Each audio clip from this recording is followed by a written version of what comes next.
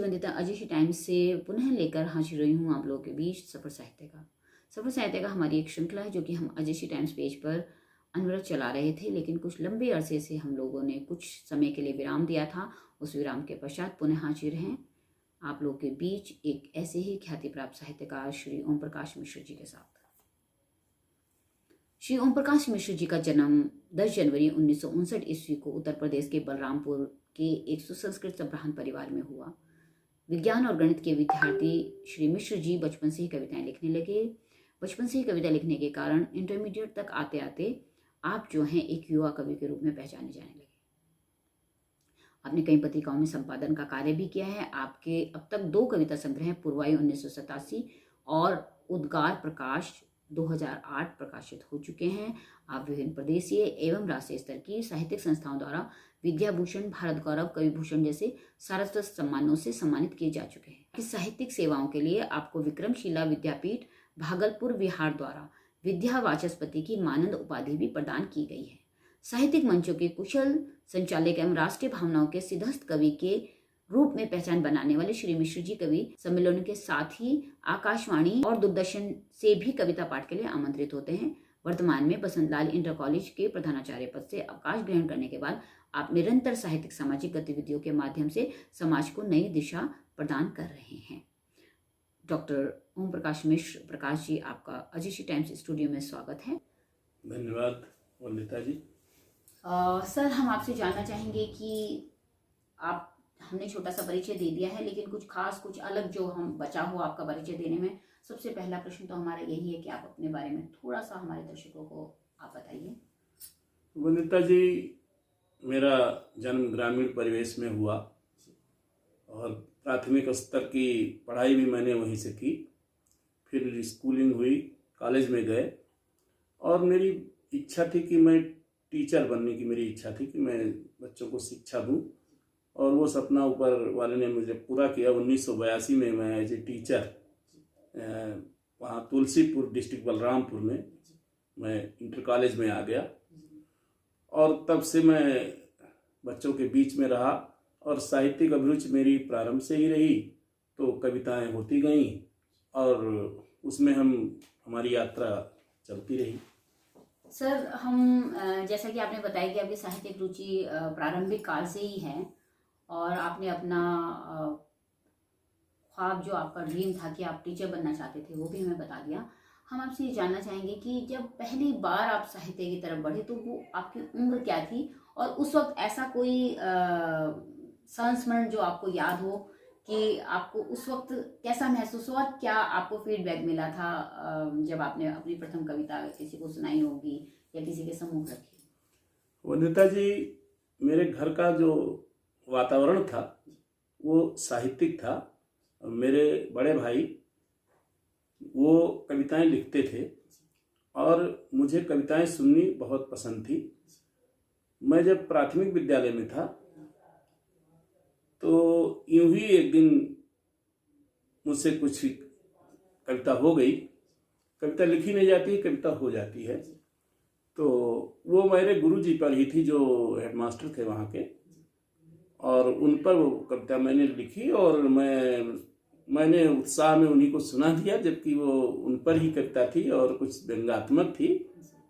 लेकिन उन्होंने मुझे कुछ कहा नहीं, मेरा प्रोत्साहन ही किया और फिर ये कविता का सर चलता रहा। इस माध्यम से, हमारे पेज के माध्यम से आपकी वो कविता जरूर सुनना चाहेंगे हमारे दर्शक। वंदिता जी, वो बिल्कुल अवधी भाषा में, हमारे ग्रामीण भाषा में मैंने जो कविता वो कही थी। एक मुंशी जी थे हमारे यहाँ, प्राइमरी के टीचर को मुंशी जी कहते थे। तो वहाँ जो उनके जात के साथ उनका संबोधन लोग करते थे, उनको भुर्जी समुदाय के थे तो उनको भुजऊ मुंशी कहते थे। अब उनकी बदली हुई, ट्रांसफर हुआ तो एक मौलवी साहब आ गए, वो दाढ़ी रखते थे। और जो पंडित जी थे, जो हेडमास्टर थे, वो काले काले थे, बड़ी मूछें रखते थे। बस ये घटनाक्रम मेरी कविता में आ गया और मैंने कविता सुना दी उन्हीं को। भुजऊ मुंशी बदल गए तब आए दाढ़ी वाले, अब पंडित जी की मूछ बड़ी है, ये है काले काले। क्या अब मुझे तो बाद में डर लगा कि पंडित जी मेरी पिटाई न कर दे, क्योंकि उनके मैं काले काले और मूंछ बड़ी है सब कह दिया। लेकिन पहले के गुरु जो होते थे वो विद्यार्थी की प्रतिभा को पहचान लेते थे। उन्होंने मुझे कुछ नहीं कहा और बल्कि उन्होंने प्रसन्नता व्यक्त की कि अरे वाह, तुमने तो कविता लिख दी। हमने कहा सर जी ऐसे मन में आया तो मैंने आपको सुना दी। ये हुआ शुरुआत में। सर हमारा अगला प्रश्न ये है कि आप किस मतलब आप जैसे कोई वियोग लिखता है, कोई श्रृंगार लिखता है, कोई ओजपूर्ण रचनाएं लिखते हैं, तो आपका जो माध्यम है, जो आपका टेस्ट है कविताएं लिखने का, वो किस दिशा में है? वंदिता जी, मेरी रचनाएं राष्ट्रवादी रचनाएं होती हैं और उनका वाचन मैं मंचों पर ओजपूर्ण शैली में करता हूँ। उसमें मैंने गजलें भी लिखी हैं, मैंने गीत भी लिखे हैं, मैंने मुक्तक भी लिखे हैं, मैंने छंद भी लिखे हैं और मेरे अंदर राष्ट्र भावना बचपन से ही भरी हुई थी, आज भी है और मैं उन्हीं कविताओं को पसंद भी करता रहा। मैं श्याम नारायण पांडे, दिनकर जी को, इनकी रचनाएं मुझे बहुत पसंद थी, तो मैं राष्ट्रवादी रचनाएं लिखता हूँ और उनका मैं मंचों पर वाचन भी करता हूँ। कोई ऐसी या कुछ ऐसी रचनाएं जो आपके दिल के बहुत करीब हों, जिन्हें आप जब भी कभी मंच पे जाते हैं तो उनको आप कहना चाहते हैं, उसको पढ़ना चाहते हैं, तो हम चाहेंगे कि आप वो रचनाएं। वैसे तो बहुत सी रचनाएं हैं और मैं मंचों पर उनका वाचन करता ही हूँ, लेकिन मैं मंचों पर इस रचना को जरूर पढ़ता हूँ। लोगों को मैं कहता हूँ कि कविता का उद्देश्य है लोगों को जगाना। अगर कविता जागरण का मंत्र नहीं फूंक सकती है तो मुझे कविता की श्रेणी में मैं नहीं रख सकता हूँ। हम कविता क्यों पढ़ते हैं? हम लोगों में जागृति पैदा करना चाहते हैं और कविता में उद्देश्य होना चाहिए। किस लिए हम पढ़ रहे हैं कविता, हम किस लिए कविता कर रहे हैं, हमारी कविता का समाज पर क्या प्रभाव पड़ेगा, हम समाज से क्या चाहते हैं, हम समाज में कैसा परिवर्तन चाहते हैं। तो मैं एक मुक्तक के साथ उस कविता को पढ़ता हूँ। मैं उसकी 2-4 पंक्तियाँ आपको सुना देता हूँ। मैं एक मुक्तक पढ़ता हूँ कि गर जागे नहीं सोते रहे सोते रहेंगे, दुश्वारियों का बोझ सदा ढोते रहेंगे, और यूं जुल्मों सितम सह के जो चुप बैठे रहे आप, नफरत के बीज बोने वाले बोते रहेंगे। और फिर मैं वो कविता शुरू पढ़ता हूँ कि गफलत में सोने वालों को मैं आज जगाने आया हूँ, मैं गीत सुनाने आया हूँ, मैं मीत बनाने आया हूँ।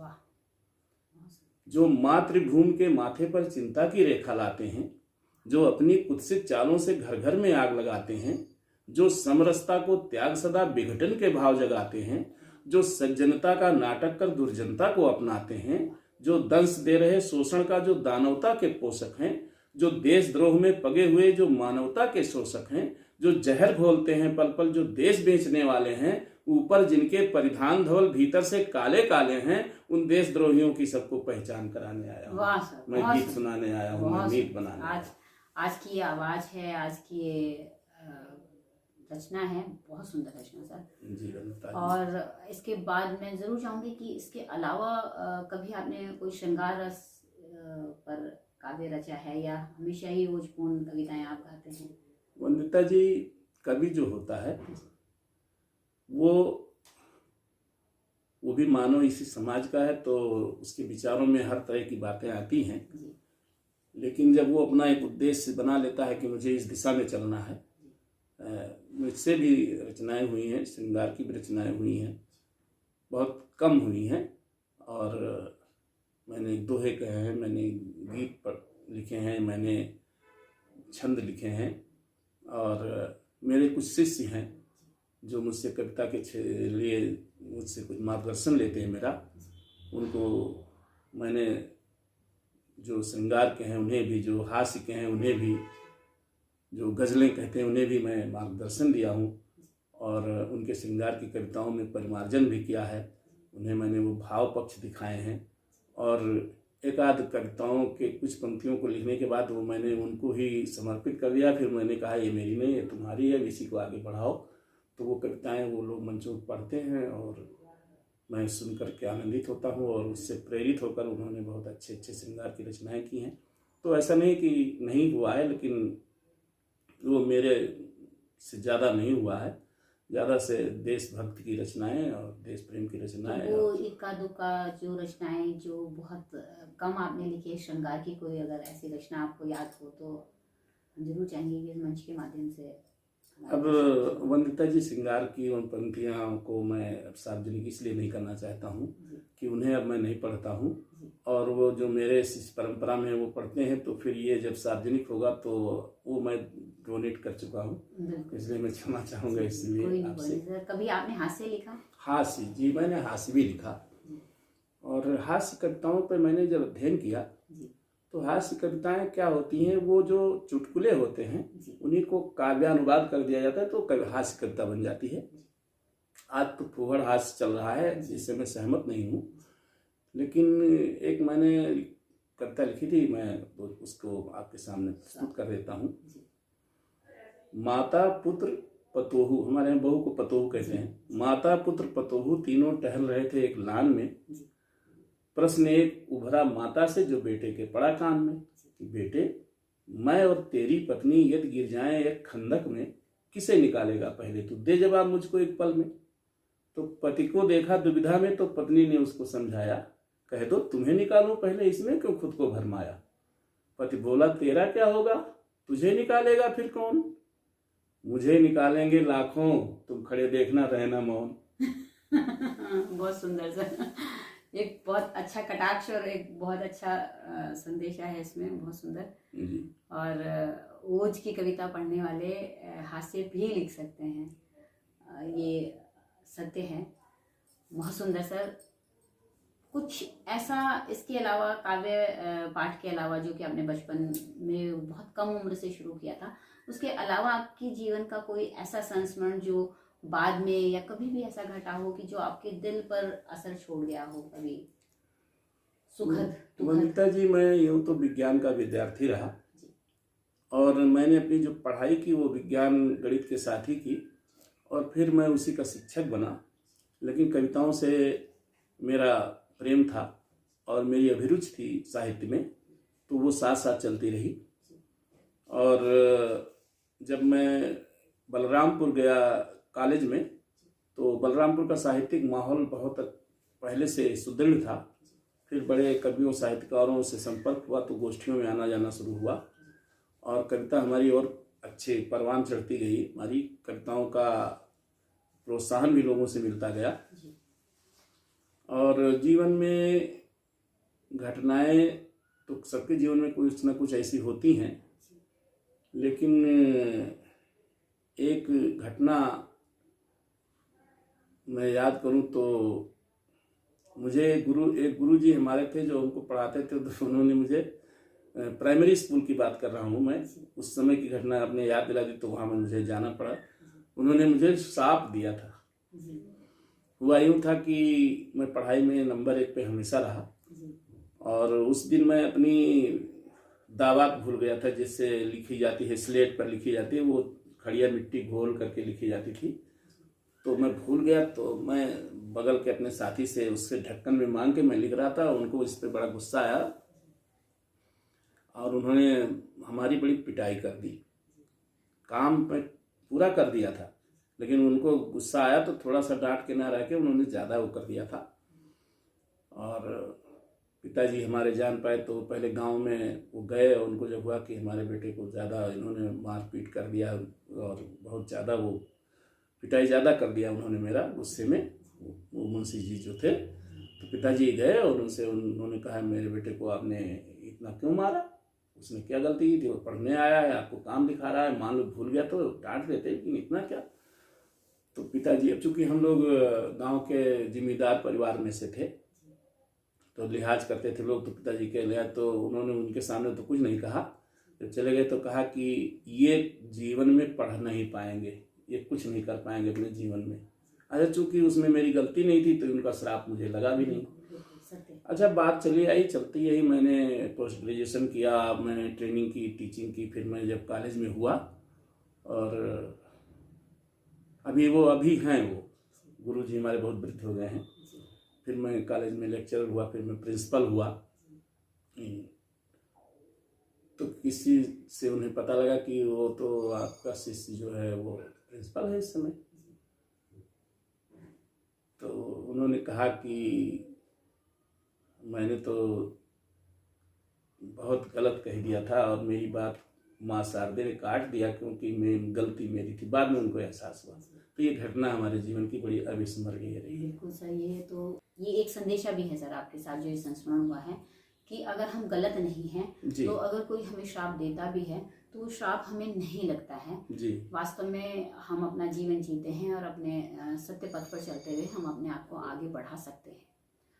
मैं अंत में चाहूँगी हमारे इस इंटरव्यू के कि ये जो हमारा सफ़र साहित्य का चलता है, हम इसके अंत में एक संदेशा हम आप लोग, क्योंकि आप लोग अनुभवी होते हैं, आप लोगों ने साहित्य की इतनी सेवा की होती है, तो हम जरूर चाहते हैं कि जो आने वाली पीढ़ी है, जो आने वाले हमारे नवांकुर हैं, वो क्या करें आगे आने वाले टाइम में कि साहित्य की सेवा कर सकें, या अगर वो इस क्षेत्र में जाना चाहते हैं तो आप उनके लिए तो शब्द करें। वनिता जी, ये तो आपने बड़े मेरे मन का प्रश्न कर दिया और इसकी चिंता मुझे भी लगी रहती थी, लेकिन थोड़ी आशा बंधी है। इधर काफ़ी दिनों से बीच में हमारी युवा पीढ़ी साहित्य के तरफ से उसकी रुझान कुछ और दिशाओं में हो गई थी और हमारा खास तौर से हिंदी साहित्य, और हम लोग सूत, कबीर, तुलसी, पंत, निराला को पढ़ने वाले लोग, और वो साहित्य हम चाहते थे कि ये अनवरत जारी रहे।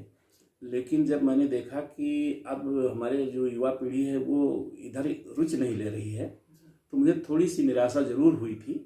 लेकिन मैं एक श्रेय देना चाहूँगा। कवि सम्मेलन भी कम होने लगे थे और कवि सम्मेलन जनसंवाद का बहुत बड़ा माध्यम होता है, तो मैं श्रेय देना चाहूँगा कि जब से कुमार विश्वास आया, वो हमारे सामने उन्होंने कविताएं शुरू की है। कई बार ऐसा सौभाग्य हुआ कि उनके संचालन में मैंने का पाठ भी किया। लेकिन जब कुमार विश्वास आए और उनकी पंक्तियों को युवा वर्ग ने खूब अपनाया और उसको गाने लगे, और ये सोशल मीडिया जब सक्रिय हुआ, तो फिर कविता के क्षेत्र में युवा पीढ़ी उतरने लगी और कुमार विश्वास को जो क्रेज मिला समाज से, जो उन्हें सम्मान मिला, वो भी नई पीढ़ी को कविता की ओर आकर्षित किया कि ये कविता का क्षेत्र ऐसा है, इसमें बहुत सम्मान है और इसमें समाज में बड़ा आदर मिलता है। तो अब कविता के क्षेत्र में युवा पीढ़ी काफ़ी सक्रिय है और हमारे तमाम ऐसे रचनाकार हैं, नवयुवक हैं जो बहुत अच्छा लिख रहे हैं इस समय, और हिंदी साहित्य का जो भविष्य है वो बहुत ही उज्जवल है। धन्यवाद सर, आप हमारे स्टूडियो आए। आपके चैनल को भी मैं बहुत धन्यवाद दूंगा कि आपने हमें साहित्य के इस कार्यक्रम में सम्मिलित किया, और आपका ये प्रयास, क्योंकि लोग तो आज जो लोग अपना प्रसारण करते हैं वो विभिन्न दिशाओं में, लेकिन आपने साहित्य को चुना कि साहित्य के लिए भी कुछ किया जाए, तो इसके लिए मेरी ओर से आपको बहुत बहुत धन्यवाद और मेरी शुभकामना है कि आपका ये कारवां बढ़ता रहे और दिनों दिन हम लोग इसको सुनते रहें, देखते रहें और समाज में इससे एक अच्छा संदेश जाए। आपको बहुत बहुत धन्यवाद। मैं विजयश्री वंदिता पुनः हाजिर होती हूँ आपके लिए सफल साहित्यकार में एक बार फिर एक कितनी बड़े साहित्यकार को लेकर।